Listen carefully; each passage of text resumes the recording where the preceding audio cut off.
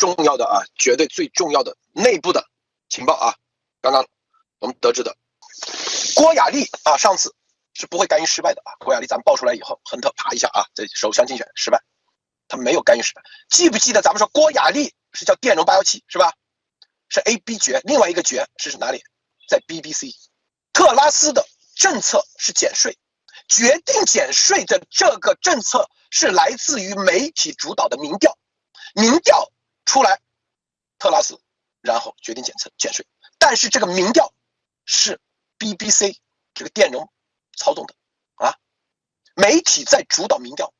首相根据民调制定减税，然后再反咬一口，接着啊一系列心理战打法，这个辞职那个辞职，说白了从上台开始就已经策划了。BBC 的这个电容，它是媒体界的大佬，你看这一次主导对特拉斯的全面的就是 BBC， 一直都是 BBC 吹风点火啊，一直都是，包括那两个什么内政大臣还有什么财政的，都是 BBC 爆出来的，说什么这个那个 BBC 先给你引到一个坑里，这个坑就是减税的坑，如何引？用民调，他控制民调，这个民调是假民调，记住啊，假民调，因为媒体做民调太简单了，然后你掉到坑里，这边财政大臣根据这个做了减税方案，一出来，立马几个招连环招一上，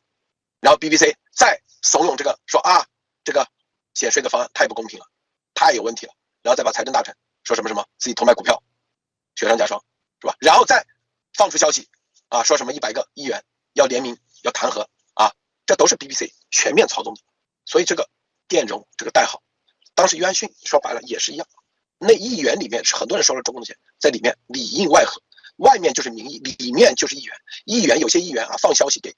啊媒体，民意然后再策划煽动民意，进行全面的颠覆，这就是政变，说白了就是现代超现代的政变啊，政变形式，最终就是心理上让你崩溃崩盘。